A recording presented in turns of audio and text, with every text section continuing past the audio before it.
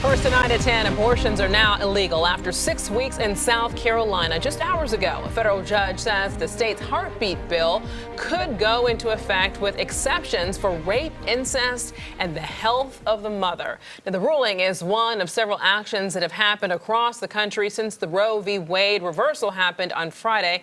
Good evening, and thanks for joining us tonight. I'm ALICIA Barnes. And I'm Brian Blakely. Tonight, there's still a lot of questions about what this means going forward, and with some lawmakers holding firm, wanting a full ban. And sorting it all out for us tonight is Queen City News reporter Derek Dellinger live in York County with a breakdown in this ruling. And Derek, some lawmakers, they have vowed to go further. Yes, and that further could mean a total ban on abortion, something that some here are welcoming, but others say create a whole lot more questions than answers. It is more fallout from Friday's Supreme Court decision, and it's one that, while it doesn't totally outlaw abortion in South Carolina, it effectively does that. The state's Heartbeat Act would ban abortions after a heartbeat is detected, typically around 6 weeks, when many women don't even know they're pregnant yet. And as Governor Henry McMaster tweeted Monday evening, countless unborn children will be saved because of this law. But what's next? That's a question both sides on this debate have been trying to figure out. They really don't mean it.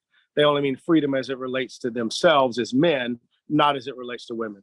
I personally would love to see a total ban, but and there's a lot of people that would. Queen City News has been gathering comments from South Carolina state lawmakers since the draft decision was leaked back in May.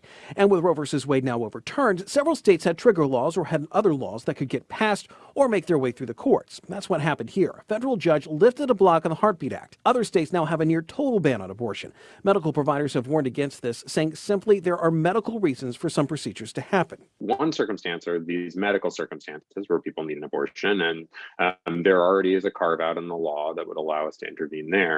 The other circumstance that we commonly see is people who have a fetal condition that is diagnosed at that point in pregnancy that needs to be treated. If anything does happen in South Carolina, there now appears to be a line.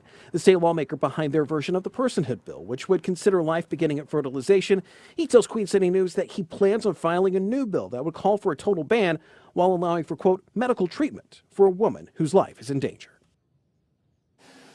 But those details still need to be worked out, and there were still really a lot of questions on specific circumstances. Some of that will actually have to be debated in the legislature, might even also wind up in the courts. By the way, the penalty for violating the heartbeat law at this point is 2 years in prison and a $10,000 fine.